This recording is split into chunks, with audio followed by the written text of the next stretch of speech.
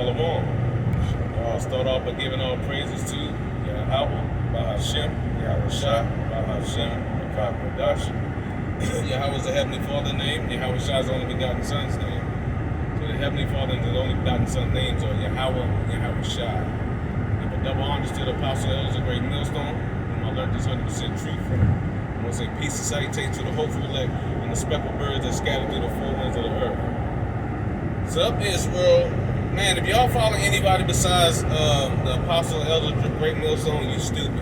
Point blank period. Right? If you following the purple people and the ISU, whatever these other camps are, I don't really know the names. I don't care, honestly. I ain't trying to be funny. I'm being straight up. I really don't keep them. They're beneath us. All right? So, yeah. But are you hearing the madness that they speak? Like the dude trying to say, hey, Chris Rock, let me help you commit adultery with Will Smith's wife when I'm in the truth. Who is this dude, man? You supposed to be in the truth and you telling somebody to commit adultery? That's death. But anyway, Sirach 21 in verse 10. The ways of a sinner is made plain with stones. Was that not made plain?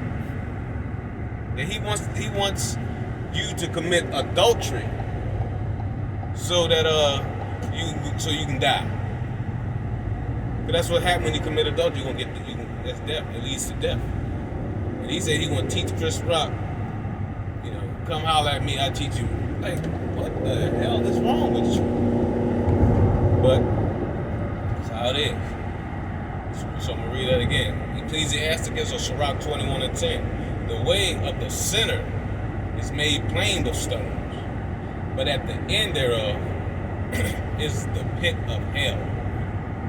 See? The pit of hell, you're gonna die. You're going to die if you're a sinner, because all you're doing is wrong. You're not obeying the Heavenly Father, you're not taking heed to his words or none of that. That's what's about it. Yeah. So I got a precept for you. Yeah. Matthew 15:14. Let them alone. They be blind leaders of the blind. And if the blind lead the blind, both shall fall into the ditch.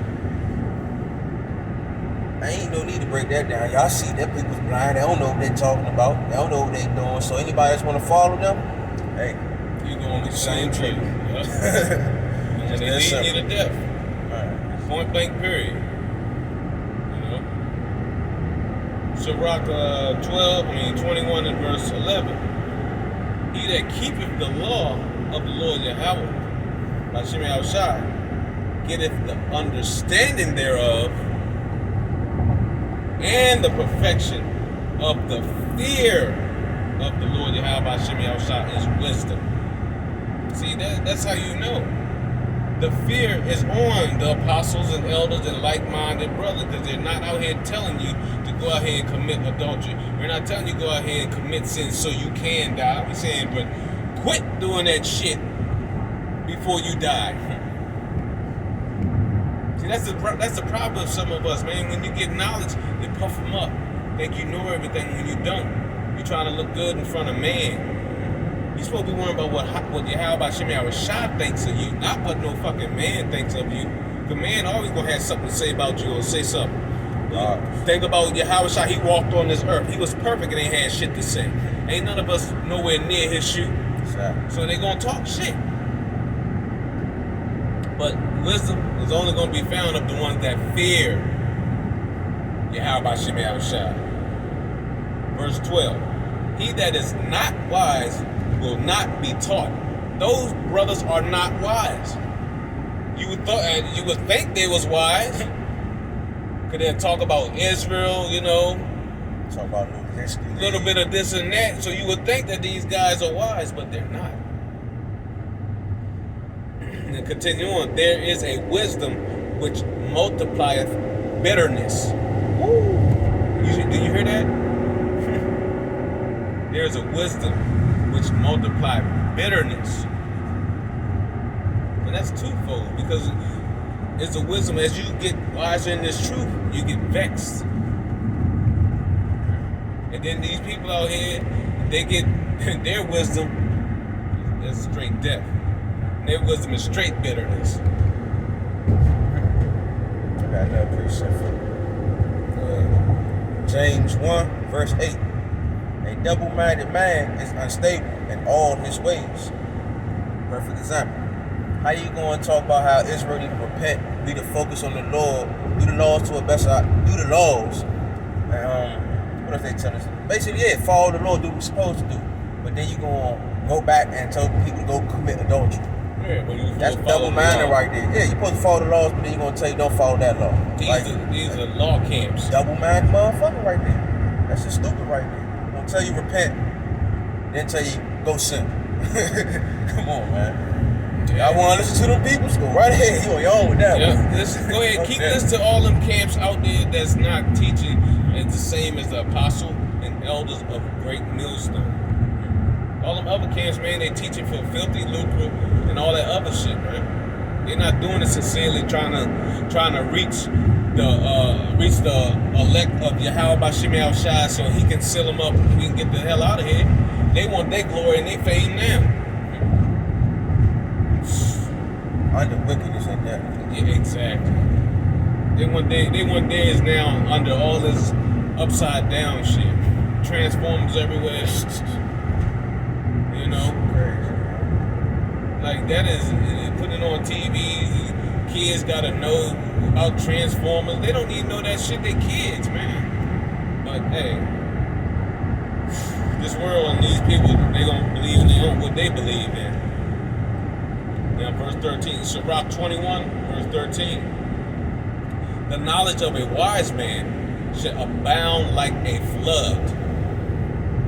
What? And his counsel is like a pure fountain of life. Why is that? Because whoever this wise man is, he's teaching you the words of Yahweh Bashim Yahushua, what the Bible is saying, not what he wanted to say.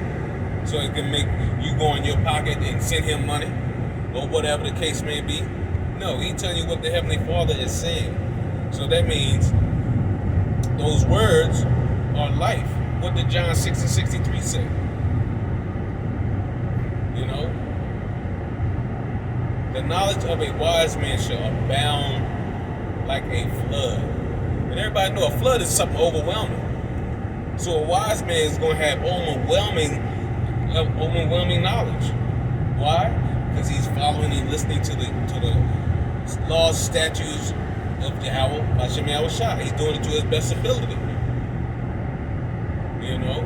So that's where you're gonna get your wisdom. And hey, and you speaking that's a fountain of life, but those words are spirit and life, man. In verse 14, this is how most of these camps are. The inner parts of a fool are like a broken vessel. All these camps are a broken vessel, man. You can see that the water that they had is leaking out. Their shit is leaking. They got a big ass crack, and they tried to cover it up with some paint, and shit leaking. They tried to make it seem like they had it going on, but they leaking. The proof is in their words. So let's read that again. Sirach 21, verse 14. The inner parts of a fool are like a broken vessel, and he will hold no knowledge as long as he liveth. See, the knowledge that they had, they losing it. Because like the Bible just said, you're gonna hold no knowledge as long as you live. Your vessel is broke. But everybody they still want to believe these guys because what? They teach you smooth things. They don't teach you the truth. They teach you smooth things. Verse 15. If a skillful man hears a wise word, he will commend it and add to it.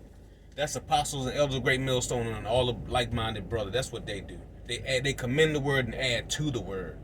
But as soon as one of no understanding hear it, all them camps, it despises him. And he casts it behind his back. And that's what they doing. That's what they doing. They cast the word right behind their back like, you know what? I know it say this, but I'm going to do this anyway. You know? And it's crazy.